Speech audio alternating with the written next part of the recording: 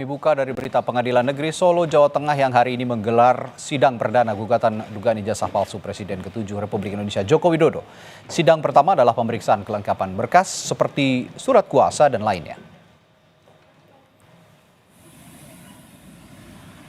Sidang pada Kamis pagi sempat diskors selama 20 menit karena ada berkas tergugat yang belum lengkap. Para tergugat antara lain Joko Widodo, KPU Kota Solo, SMA Negeri 6 Solo, dan Universitas Gadjah Mada atau UGM.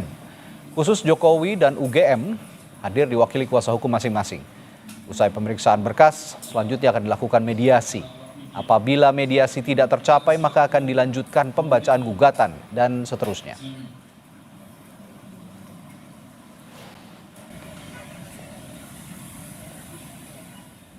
Saya meyakini karena tidak terjadi mediasi, saya meyakini intuisi saya dari karakter Pak Jokowi tidak akan pernah hadir. Ya. Nah, jadi kalau nanti ada persidangan yang mengatakan ijazah Pak Jokowi asli sudah dibuktikan itu adalah nonsen, ya, nah, begitu. Karena mediasi itu di peraturan Mahkamah Agung nomor 1 2016 tidak bisa diwakilkan. Jadi mediasi itu harus dihadiri yang bersangkutan. Prinsipal. Selain masalah waktu mengenai besarnya honor, ya, karena mediator di luar hakim akan tapi tercatat sebagai mediator di pengadilan, pada prinsipnya ada honor yang harus dibebankan kepada para pihak. Kuasa hukum tergugat satu pada prinsipnya tidak ada masalah. Demikian pula kuasa hukum tergugat yang lain bicara honornya, bicara masalah kepastian tentang waktu aja, jangan sampai karena kesibukannya akhirnya nanti justru akan menghambat proses. Kedua belah pihak menyepakati adanya mediasi pada 30 April. Gugatan ijazah palsu terhadap Presiden ke-7 Republik Indonesia Joko Widodo. Kedua belah pihak telah sepakat menunjuk mediator dari luar pengadilan, yakni Profesor Adi Sulistiono, Guru Besar Keperdataan Fakultas Hukum Universitas 11 Maret. Oleh karena pihak-pihak telah hadir semuanya, maka acara dilanjutkan dengan mediasi para pihak.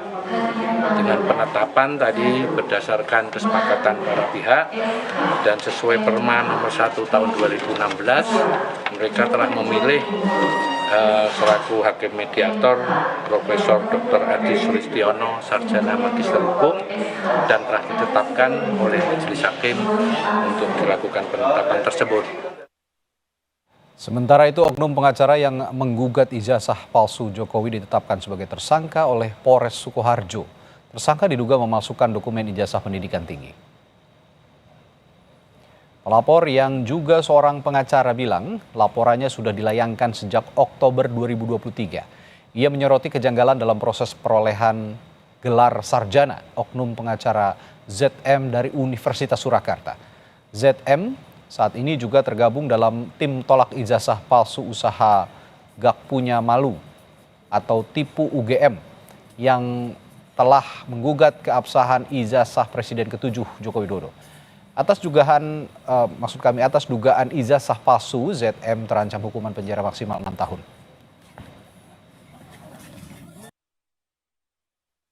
Kami nanti melakukan pemeriksaan untuk bisa segera tahap 1 ke JPU Timika. Surat pemberitahuannya itu penetapan tersangka termasuk juga dikirim ke terlapor ya, Nan? Ya, sudah kami ke pelapor juga. Ya. Pasal? Oh ya, untuk pasal kami terapkan pasal 263 ayat 2 KUHP. Ancaman hukuman? Ancaman 6 tahun. 6 tahun. Terima kasih ya. Pemeriksaan segera ya, Pak? Segera. Kasus ini yang mana Yaina Mustafa tersebut diduga sudah menggunakan NIM-nya orang yang setelah itu dipakai untuk kuliah di UNSA, dan setelah dipakai kuliah di UNSA akhirnya mendapatkan gelar sarjana hukum Sebagai mahasiswa transfer. Nah, sebagai mahasiswa transfer yang mana setelah saya cek ijazahnya itu 2 bulan sudah lulus. Usai ditetapkan tersangka dalam kasus dugaan penggunaan dokumen palsu, Zainal Mustafa menyatakan mundur dari penanganan gugatan ijazah Jokowi. Zainal bilang jika kasus ini penuh rekayasa, namun karena ingin fokus, Zainal memilih mundur dan akan menyelesaikan kasus yang menjeratnya. Hari ini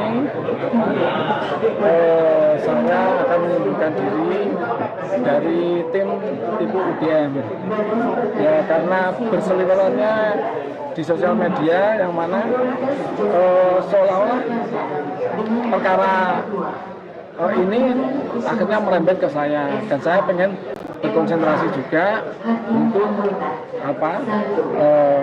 menangani perkara saya, sekaligus saya juga kepada teman-teman itu biar tidak terganggu juga.